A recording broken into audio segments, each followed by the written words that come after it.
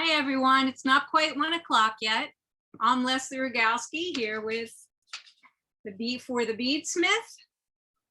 And we have Maria on tech. She's going to help us make sure everything stays connected. Let me just remind everyone that this is all being recorded. So you are not expected to do any work along with me. You can take notes, you can ask questions in the chat, but this will be recorded and it will be on Michael's YouTube channel and eventually the BeadSmith channel as well. Also here with me, besides many of my other esteemed colleagues, is my right-hand woman at the BeadSmith, the other half of Team Leslie Pope. There she is, waving. And she's going to help take care of any questions you have. So feel free as this unrolls and I go through my product spotlight to ask any questions in the chat, and then we'll repeat the question back for everyone and we'll try to answer. But like I said, this is being recorded. Take notes. And welcome to the 2022 BeadSmith and Michael's new product spotlight. Woohoo! Again, I'm Leslie Rogalski. I'm the creative director. My other half, Leslie Pope, is a senior designer.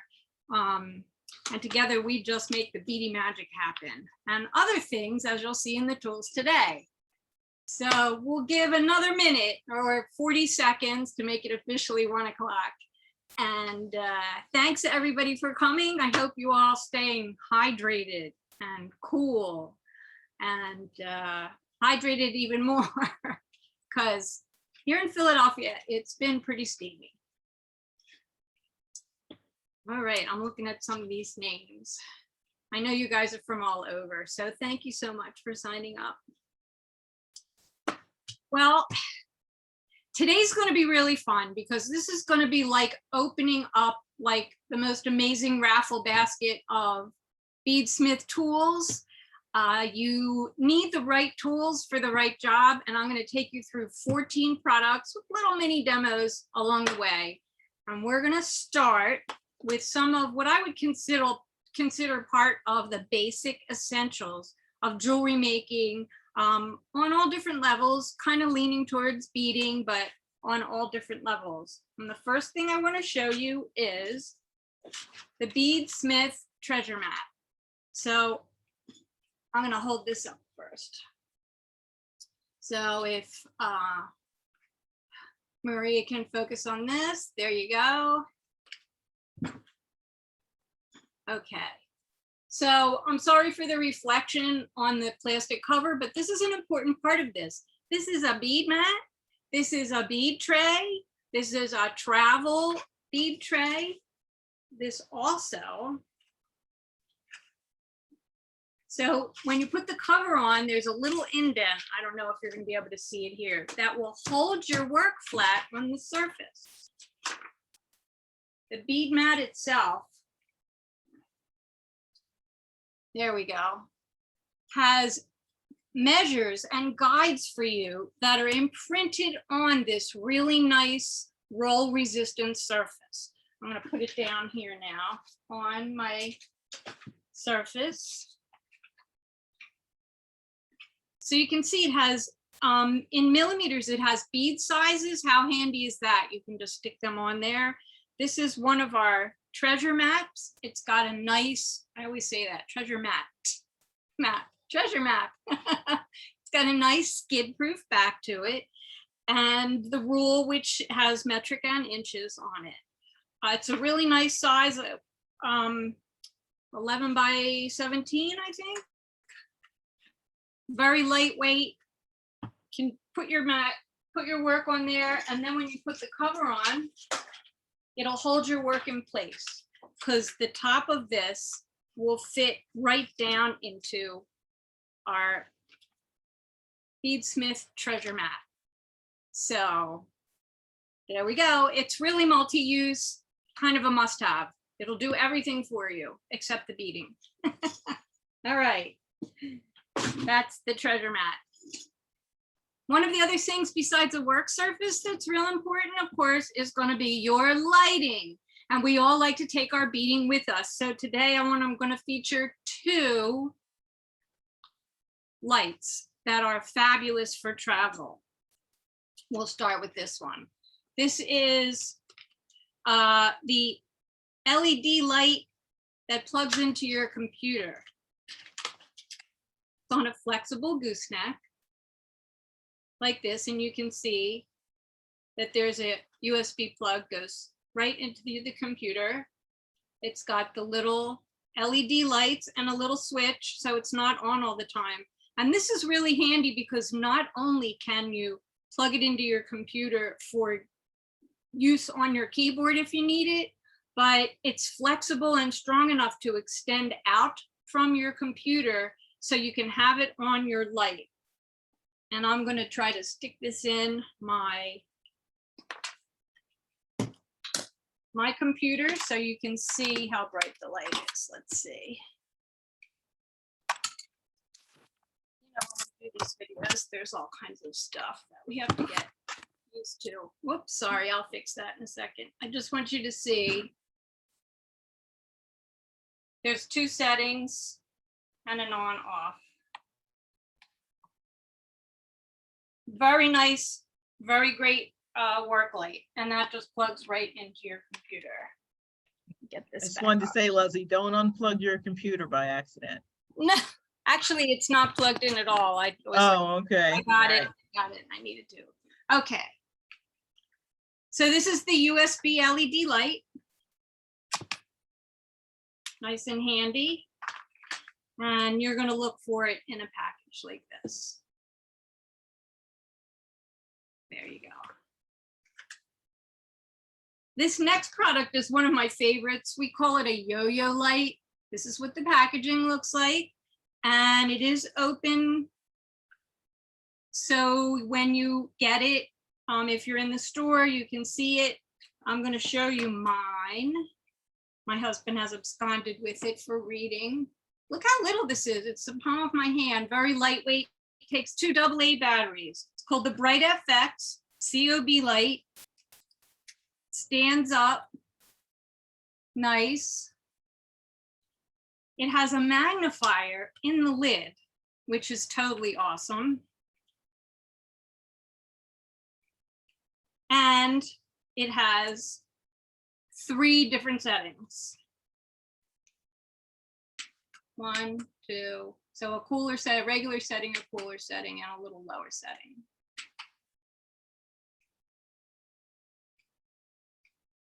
The magnifier is just, I need like one in every purse. That's what I think. And for obvious reasons, we call it the Yoyo Light. All right. Other basic things that you need. Sorry, I'm keep knocking my computer. It's back on there. Here we go. Other basic things that you need for beading. Well, how about needles? BeadSmith has 2 products I'm going to share with you that have to do with needles that will really help to make your life easier. So I'm on my mat now. We're going to start with the COLOREYES. Now, I don't know about you, but I use different size needles. I use 10s, 11s, and 12s, depending on the size of the bead hole that I want to go through. And I keep my needles on little Lego magnets, and they look like this. But I always forget which needles are which when I want to go and put them away into their labeled little 10, 11, 12 needle cases. But it's really hard to tell just by looking at it. So the COLOREYES are pretty brittle because they have colors on the eyes. So you can tell what your number is here. I'm going to take this out and hold this up. So you can see there's 2 black, 2 blue, and 2 red. Very clearly you can see the colors. So you have 1 color for the 10s, 1 color for the 11s, and 1 color for the 12s. The colors do stay on, of course, if you're bringing them back and forth, if you're using them a lot for your work, and especially if you're you're going through any kind of scratchy holes, you know, you might scratch the color off, but you're still going to have this. I can't tell you what a time saver this is. They're very strong, sturdy, straight needles, the 2 1/4 inch. So these are the COLOREYES beading needles from the BeadSmith. Cool, huh? Definitely for traveling. All right. And it doesn't really take questions for that. Okay, so the COLOREYES needles, another really basic you should have. Now, here's something really new and innovative. You know, when you're stringing a lot of beads that are the same color, especially small colors, we have different ways that we do it. Sometimes we'll make a little pile on our bead mat and we'll poke with our finger and we'll pick up one at a time, or some people will make a higher pile and kind of run the needle through to sort of scoop it, but it's still a really time-consuming thing, you know, to string lots of beads. So the Speedo needle is actually meant to go into the tube of beads. Wait till you see this. It's so cool. Okay. The needles, they're going to be hard for you to see on camera, but let's see. One end of the needle has like a flexible eye. There we go. You can see the wide part there, and that will retain its flexibility. These are very springy. You're not going to be sewing with these. You're only going to be picking up beads. And here's how this works. The pointy end of the needle has a barb, has a little extra fin coming out of it. And what it does is when you dip it into the beads, it's going to hook the beads. All right, so I'm trying to get into the light here. So I'm just going to dunk it in really gently, and it pulls out the beads, and then you're going to string them onto your string. That's it. So if you're working to string a lot of beads, you can manipulate it in and out and in and out, and it'll string a bunch for you at the same time. The Speedo needle from the BeadSmith. All right. That's pretty self-explanatory. It's very fun. You want to be a little gentle with it. It's a very thin, flexible needle. Okay, speaking of stringing beads, one of our techniques that requires a lot of bead stringing in advance is Kumihimo.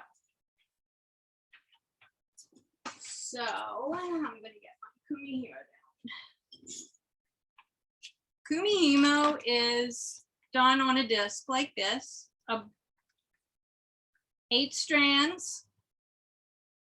I'm not going to get into how to do Kumihimo. I did 4 workshops, you guys, on Kumihimo that are already in the Michael's library. So you can check those out. There are all kinds of different leveling up things that I do for Kumi. But if you want a more basic Kumi or a different Kumi, just shout and we'll get Michael's and BeadSmith together to see if I can do an actual long workshop for this. So keep those things in mind as you see some of the tools and you hear some of the techniques that I'm describing, that these can become workshops for you.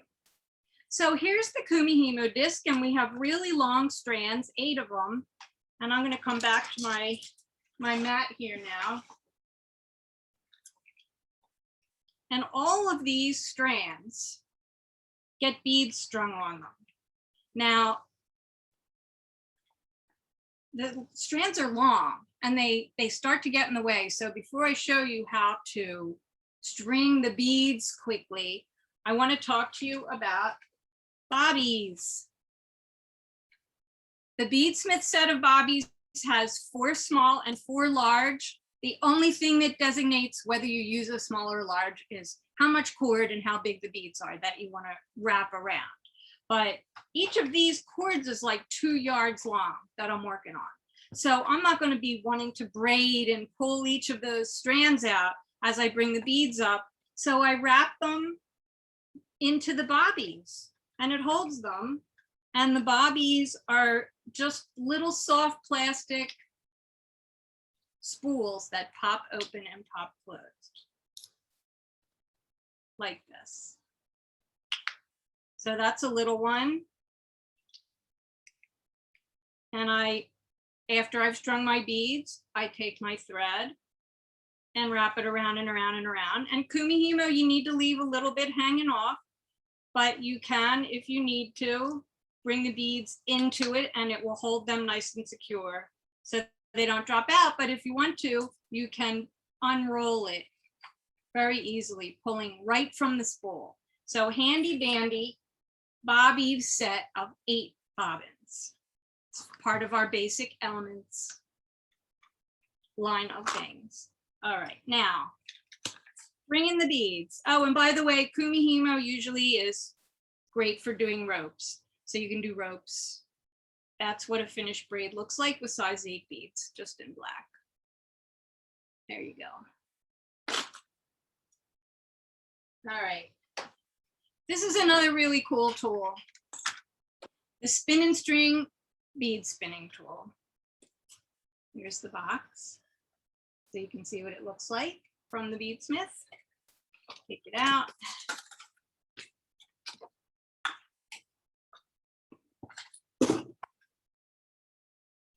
The bead spinner is 2 parts. A base with a spindle and the top a bowl with the spindle that you'll use to turn it fits on. You see the little hole on the bottom there, just fits right on it and it spins really nice and easy. So here's where science meets art. We're going to use a little, I think it's centrifugal force, not centrifugal. Centrifugal force. I'm going to use size 8 beads. It's better 11s, 8s, 6s, they can start to fly out a little bit. So this is really for smaller beads. I'm going to pour my beads in, settle them around.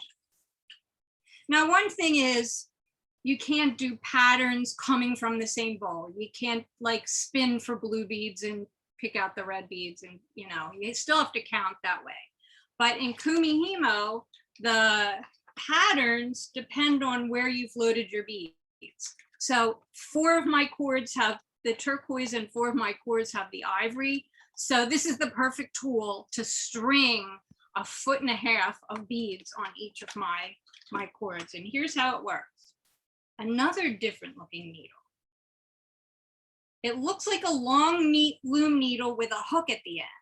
And there's a regular eye at the end. However, because Kumihimo and other things often your beads need to be strung onto a thicker cord than can go through the eye, I've made my own big eye. And all you have to do that is take a piece of fire line and string it through the eye, the little eye of the needle, and knot it.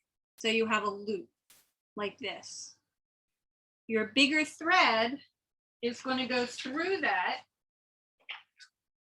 Here it is. Okay. So your bigger thread goes through this.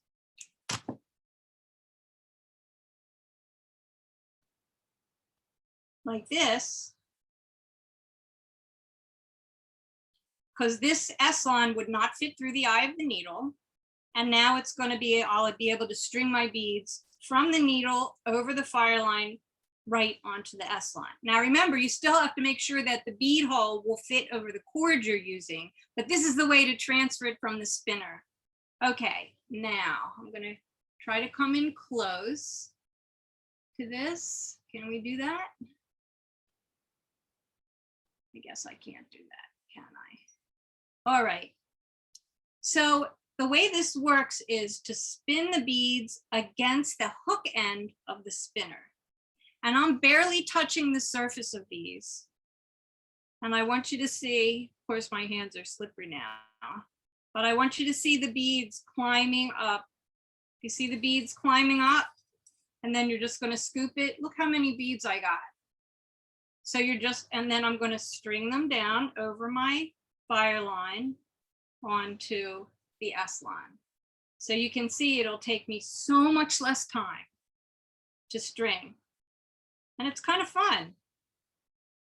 So the pressure of the beads spinning whichever direction works for you will allow you to bring the beads up and they just climb right up. Takes a little practice.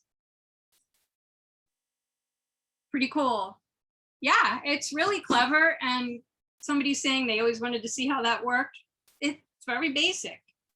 Well, you know, it's one of my favorite tools because I It- use it. I use it for bead knitting. So It's true. Do you use Yeah. it for crochet, or is it too much pattern to use for crochet? no, you can put beads in crochet, Yeah. but that's how I found out about it. Okay. The bead spinner was by trying to get a bunch of beads on yarn to knit. So, and what you can do is just change the colors when you're ready to spin your beads. So you're gonna look for this cute little box that I have lost. Here we go. I want to show you the packaging so when you're looking online or in the store, you have an idea of what it looks like. And it's this really nice wood too. I have to tell you, just like really smooth and beautiful. It's a cool thing that you can leave out. It looks nice. There's a repeat of instructions on the box, but you'll be able to come back to my video and see how easy that was. Just a little practice. I was really like making it ring beads when I first started to do this. All righty. Hook needle. I'm just going to set this aside, stick that in there. I like doing Kumihimo ropes. I do a lot of pendant work. So that's the Spin and String Mini. Oh, the EASYKNOTTER is next. Wait till you guys see this. I have a lot of eye candy for you for this. EASYKNOTTER.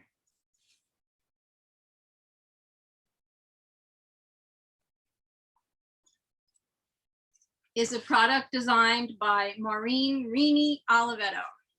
And this is her genius tool. You know, knotting things, when you want knotted necklaces, they look so beautiful. The classic knotted product are pearls. And when you're stringing pearls, you know, it's hard to get the knots right up against the beads or spaced evenly in a quick and efficient way. So she came up with a product that has, you can see inches and millimeters. It works for lefties and righties. And this little handle here comes right off. And this is where the magic happens. There's a little spindle there that you make your knots around. And wait till you see how it allows you to place these. So we have that. But before I do that, I just want to show you some more really beautiful stuff that Reedy sent. Here's some labradorite beads. So you can knot anything. You can knot little tiny seed beads. You can knot crystals. You can knot stones, pearls. You can knot things like what I'm going to demo for you with these table cut glass beads. And I'm going to mention these later with another tool to help you smooth out sharp edges on beads like stones and the larger glass beads, or even to enlarge holes a little bit. So I don't know if you can see, but the stones had kind of large holes for the gauge of the cord that Rini was using in these. So the knot would slide into a hole if there was a bigger hole in your bead. So what you're going to do then is just choose a little tiny bead to put up against the larger hole. It's too big to go through the hole itself, but it will hold the tiny little knot on the other side. And you can see how close her knots are. All right. You can also use this, I'm not going to demo it, but you can use this knotter with other things besides the silk cord or the S-line. You can use it with leather. This is about precise placement of your knots. So you can use it with leather. It's great for using up things. If you have, you know, a little bit of this and a little bit of that, you can knot them right onto cord or lacing. Pretty cool. She's knotted on, she has wire wrap loops with a jump ring on these components. And then she's knotted those very nicely spaced. Cool, cool. Let's get to the magic part. I'm gonna move this out of the way, show you how it's done.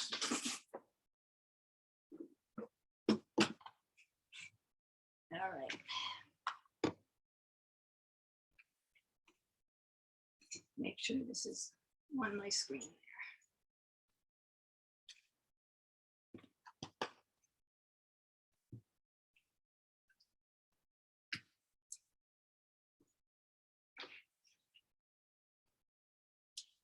So when you're using the EASYKNOTTER, you are going to pre-string. Look, I have a bobbin with my large table cut beads.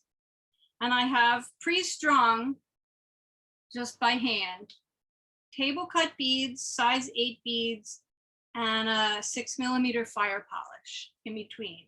So when you design for knotting, it's just the same as laying out a necklace that you're going to string, but you have the option to have your thread showing in between. So the S line in particular has lots of great colors, and you can work the color of the cord into your design.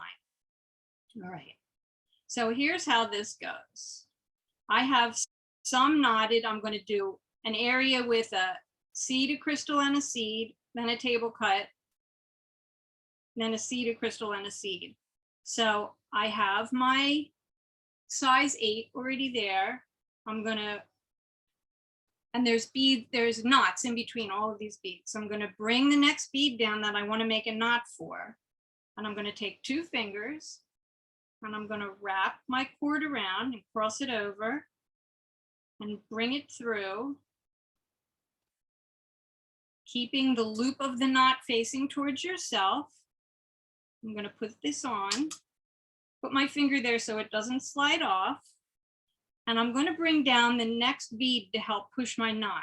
Now this is a little bead, so I'm going to bring down the table cut too, and you'll see why. This, when you have your loose knot like this, it slides. You're going to want to slide it all the way down, and don't try to make it lay straight. You're going to pull it and it's just going to stick up away from it. Now I want to keep that knot there. So I'm going to use my next strung bead, or beads in this case, and I'm going to push with my fingers against the beads, which is going to push the knot against the bead that's already there. And it's going to come up as I lift it off. I'm just going to push. There we go. And now that's right there where I want it. Okay, now I'm going to make another knot on the other side of the knot that I just put there. Bring it around, cross it over, bring it through, loop towards you, put it on the peg, pull it down all the way to the bead. Bring the next loose bead down because we're going to use this as the tool to push against it. Now you can wrap, whoops, I'm just going to push it there. Pulled it off, pushed it. That knot is right up against. All right, one more time. We want to make a knot on the other side of the table cut. Cross it over, make an X, bring all the beads through. Put it on the spindle with your finger here so it doesn't move. With the loop towards you. Bring your knot down and just let this go where it goes.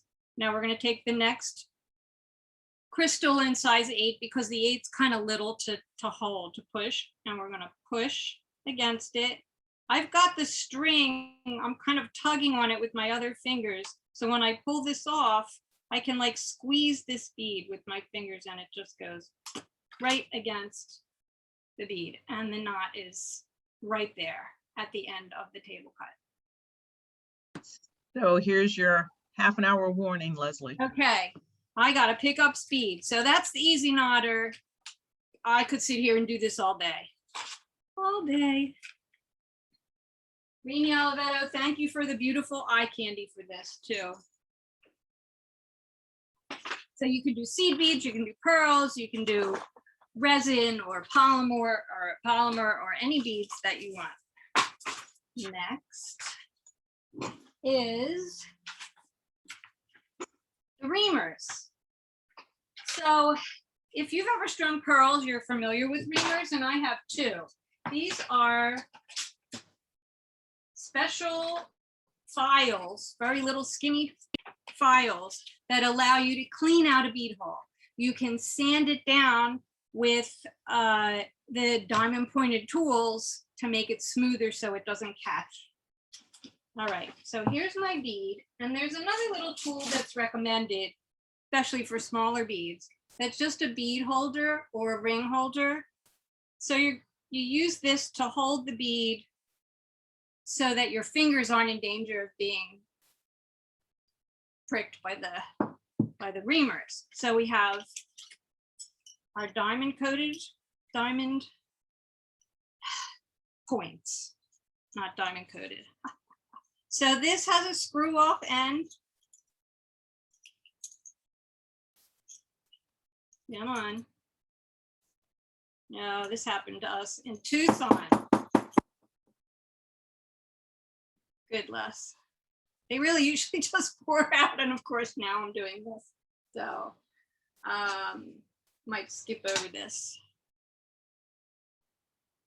There we go.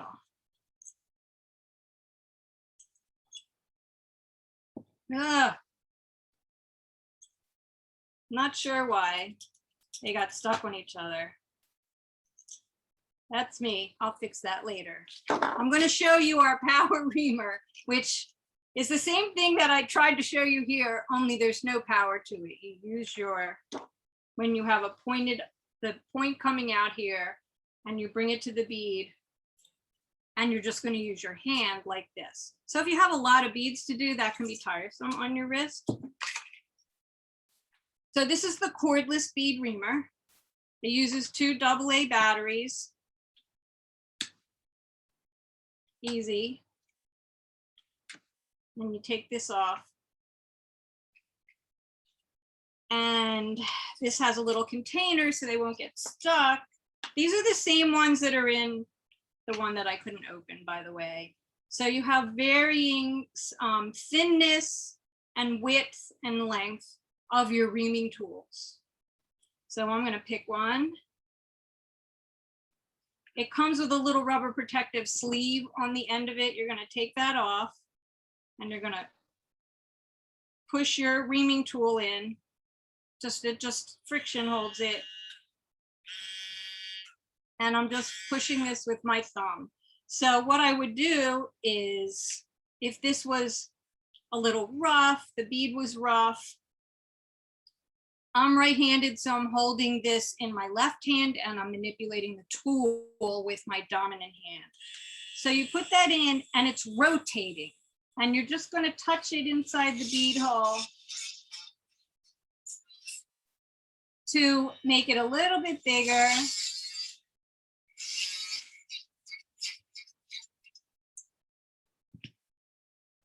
And you can't feel, but I can tell you that there's a smoothness now to the edge of the hole, and the inside is just a little bit wider and smoother, so it's not going to catch the thread that I'm gonna do on that. So those are reamers.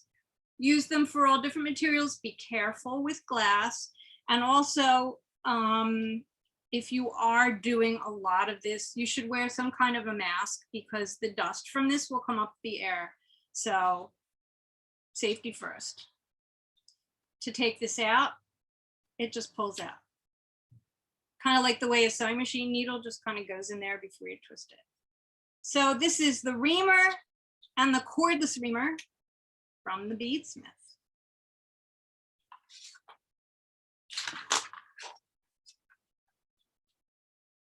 All right. Now, what size is this bead anyway? Let's use our calipers. This is a digital caliper. It has a little battery that comes with it, like a watch battery, that goes in this little place right here. Everybody sees that.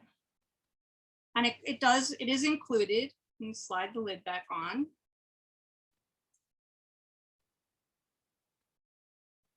Okay, so there's an on-off switch. You can change it from millimeters to inches and send it back to 0. I'm going to measure the bead. There's a nice little thumb groove right along the side. This has this really nice, easy motion. When you measure a bead for length, you're going hole to hole. So if I want to measure my bead from hole to hole, all right, saying it's 0.67 inches or 17 millimeters.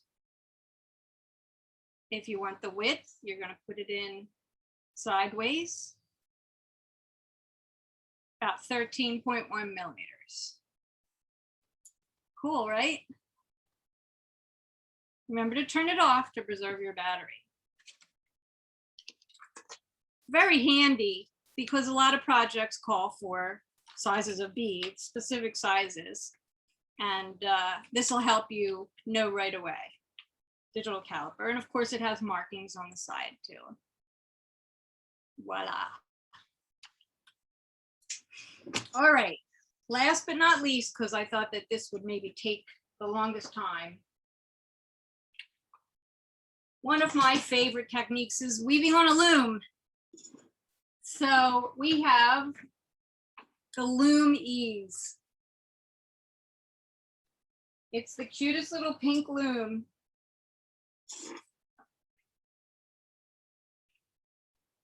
Lightweight. This is a great beginner loom. It does not have any kinds of complicated bells and whistles. When it comes out of the box, it's in 4 pieces.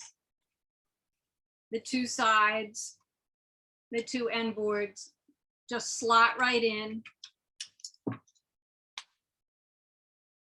You want to make sure that the side that you want your little pegs facing out when you put these ends in. All right, so come on down to the mat and you can see, there we go, that I've put this together now. So there's a lot of ways, a lot of ways to end loom work when you take it off the loom.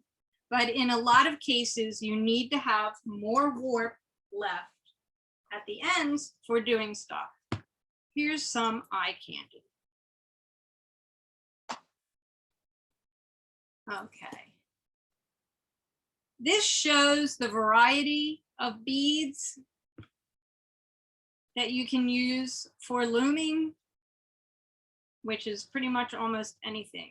Most people are familiar with the bookmark approach, flat, graphic patterns. In this case, I have finished off the ends by weaving each of the warp threads back into the piece. It takes a long time. So one of the things that I like about this little pink loom is that you can do adjustable bracelets by leaving yourself enough warp thread, and a little mini macrame lesson will show you how to make this adjustable closure that just slides. This is only 3 beads across, you guys. I mean, easy, easy. And stackable is the word of the summer, right? So here's 3 stackable bracelets that I made. 3 of them use size 8s. This one uses DELICA's size 10. They all have the adjustable closure in this case. This one was done using fireline. So even the macrame, the warp threads are braided. And then we do the little adjustable closure. But you can see you can get, you know, really kind of earthy and gypsy looking too. This has leather as the warp thread. They run this way. And then there's these really cool wooden beads. Again, a more elaborate adjustable. But these are, you can make these on this loom. Here's one I just did row by row, just kind of random. pearls and different sizes of beads all across the row. So let's look at how this lets us do this. Instead of using the pegs that are on the end, I'm going to start there, but I want to have extra thread left at the ends. This is going to sit like this. I want extra thread. So I'm going to warp my thread all the way around. And this is just a trick. I'm just knotting it on one of the pegs first. Just tie it on a knot. There's a little groove there. Hard to do this when I can't see. Okay. I'll show you there. So I'm just tying it onto this little peg at the end. And then for this method, you're going to come across the whole back underside of the loom and bring it up over the front. And you kind of have to picture like where you're going to want to put your bracelet. But I'll tell you that I wove these 3 little bracelets. I warped my loom all at once, and I had 3 of them already on the warp. It was just a time saver for me. But so this is NYMO-D that I'm using here because it was a gauge that I thought you could see on camera. You want to pick a thread for the warp that doesn't have a lot of stretch. So NYMO's okay. So I've come across one of the little notches on the end of the board, and I'm going to just bring it just by eye straight across to this side. And now I'm going to come around all the way around underneath, and I'm going to bring it up and over and into the next groove. Trying to get that so you can see. And then I'm going to bring it back down into the parallel groove on the other end. And I'm just going to keep doing that for as many warp threads as I need. You need 1 more warp thread than the number of beads across. So my 3 across size 8 bead bracelets had 4 warp threads. Okay, and I see that the other Leslie has put up a whole list of the things that I'm showing, so you can find them. All right. So when I get to my 4th warp thread, I'm going to go all the way across the back. So there'll actually be 5 across because I want this to have this much warp thread. Now, when I take this off the loom, I'm going to be able to cut the thread right across the back. This is where my beading goes. So I'm going to cut my thread from the spool. And I'm just going to tie it really fast on the back of that other peg. So I'm only tying it on the peg twice in this case. Okay. And don't worry about what the back looks like, as long as it's snug. You want your warp threads to be pretty snug when you're working on them. So how about a little really short little loom weaving lesson? I'll show you the basics because we have about 15 minutes. All right. So I'm just picking a size 10 needle in this case. I'll show you my needle threading trick. Take 2. You're going to take the thread and you're going to flatten the end. And I'm pulling it down till it's like a poppy seed between my fingers. I'm going to bring the eye of the needle down to the thread. Goes right through. All right. Now, depending on whether you're a lefty or a righty, you're going to make your first knot onto the warp thread on your non-dominant side. So for me, that's my left side. And I'm just going to tie a half hitch, which is like the first half knot that when you tie your sneaker. And I'm just leaving enough of a tail so that I can weave it in later. And because I have all this extra thread now, right here's the side of the loom. So if I have my loom piece coming across, even if it went all the way to the end boards, I would have this this much thread still, 6, 7 inches almost to do ending with, which is plenty. All right, now I'm looking for my little tube of beads. Here we go. I'm going to bring out the little 11s that I used for the Speedo needle, and I'm going to pick up my whole row, 3 beads. Now, when I do this, I guide the end of the needle with my finger like this, and I pick up 3 beads, pull them down to my warp thread under the warp. So I'm going to pull my beads up and I'm going to pop them up 1, 1, 1 in between. See how that is there? Now, holding them with my finger underneath and pushing down with my thumb from over it, I'm popping the beads up so the holes are sitting now above the warp thread, and I'm going to sew right back through it. And you always want to pull your thread straight out from a bead hole, so I'm going to use my finger as a little tool. There's the first row. That's in there. If a bead fell away, it meant you didn't sew back through it. So I'm bringing my weaving thread, my working thread, under the warp, picking up my row of beads, 3 beads, sliding them down to come up to the row I just did, pushing down with my thumb and up with my finger. I'm going to pop those beads 1, 2, 3. And then I'm going to sew back through them as I push up. And that, my beady peeps, is how you weave beads on a loom. And that is how I've done all of these bracelets, TILAs, DELICAs, wooden ethnic beads, seed beads, shaped beads. You can weave 2-hole beads, as in the case of the TILAs. All of that, all of these bracelets you can make on this little loom. So, wow. Now, this box comes with everything you need to get started when you do get the Loom Ease. You have a pattern, you have an alphabet, you have illustrated instructions, the pieces of the loom that are easy to put together, everything you need to know, a needle, thread, and DELICA beads. Enough to make one pattern, one bracelet.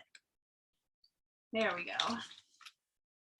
So they're all in this little kit, which is great. Loonies. I'm not usually a real pink person, but I have to say I love this. It reminds me of bubblegum. So, all right, so here's all your little delicas in all these great little colors. You have thread. You also have a slider where I had macrame so that the bracelet was adjustable. This bracelet, you braid all the warp threads together on the ends and you thread them through this little silicone lined slider bead. Here's the patterns with an alphabet and ideas for your designs.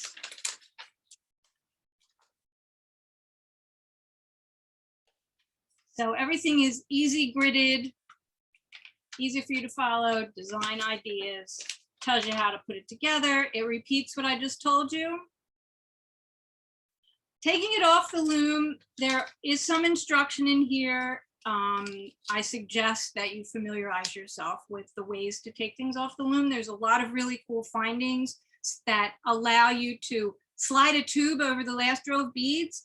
Our bead slide clasps like this that make a nice clean ending.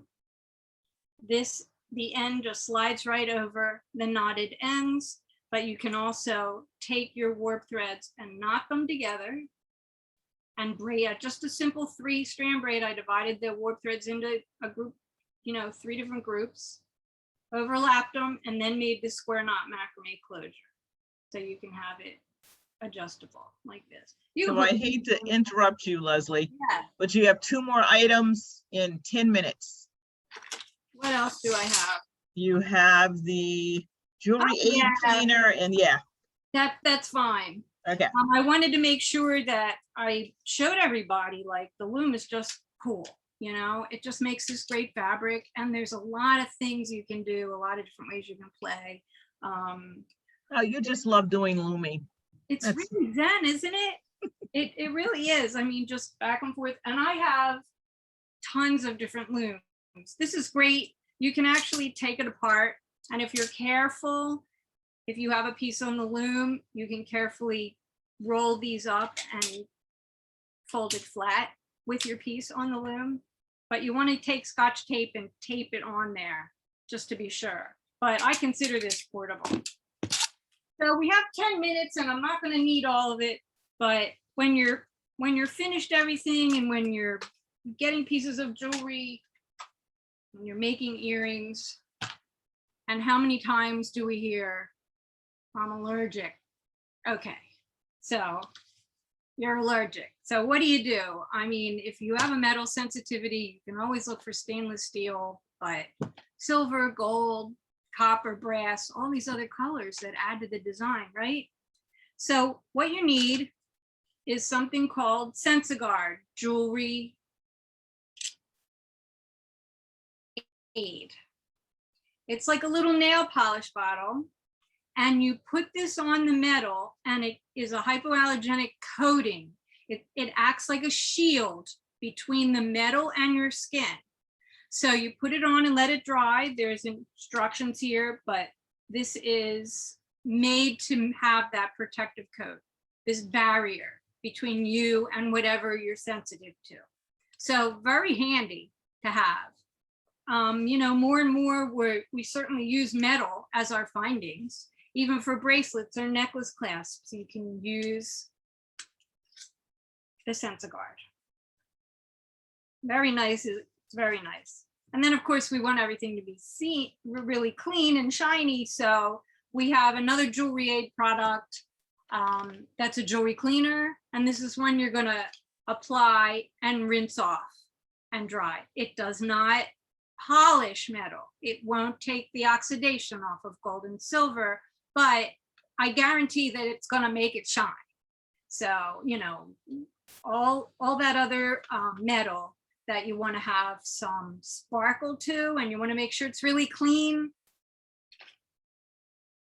Here's the 2 products on my mat, so you can see what they look like too. So one looks like nail polish and one is like a little lip gloss application. Someone is asking you to repeat that and hold it up again. There you go. There you go. So you're going to look for the SENSA-GUARD and the jewelry cleaner from the Jewelry Aid line. How long does the coating last? That's a really good question. You're talking about the SENSA-GUARD. I would say that you would need to reapply this if you say you're wearing a pair of earrings every day. You want to reapply it, you know, probably in a week or so. If you're taking it in and out of your ear, just to be safe, depends on your sensitivity. But if it's something that you don't wear a lot, you'll be able to tell a little bit by the surface, but it's really there to stay unless you're wearing it every day. If you're taking a ring on and off, I would reapply it, you know, every week or 2, just to be safe for your sensitivity. Did that answer your question? How long does the coating last? Heather, that was Heather. Does it wear off? It will eventually, like I said, with frequent use, but not for a while. It's pretty durable.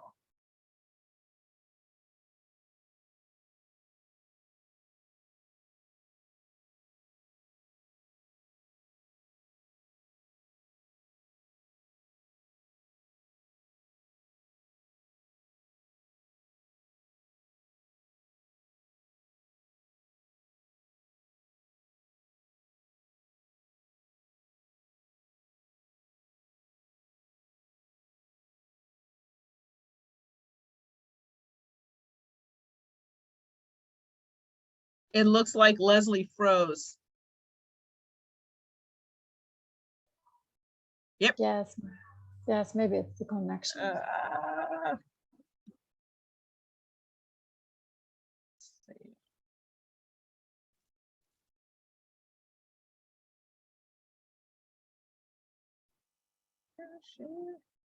Okay, what? Oh boy. Did you come back? So you were frozen, Leslie. Can you hear us? I don't think she knows she's frozen.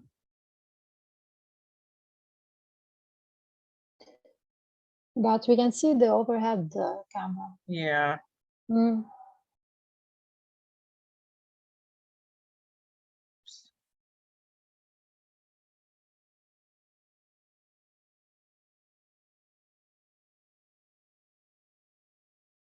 I just texted her. She might, oh, she did. Yeah. My computer has been acting up. Be right back. Okay.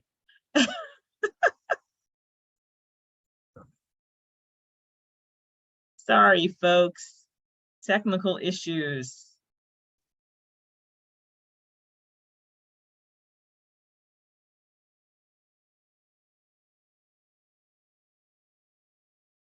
Yeah, she did cover everything on the list. She was probably just going to do an outro, thanking Michaels and all the attendees and telling you where to go and find the products. Although I've looked for some and they aren't all necessarily up yet, but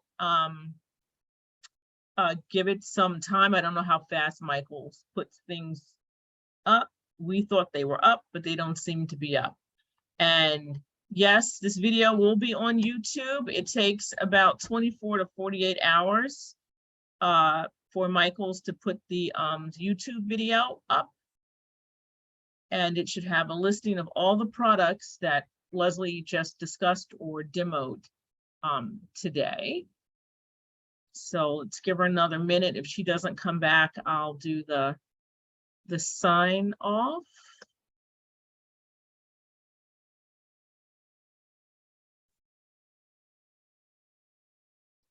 Because it's like 1:58.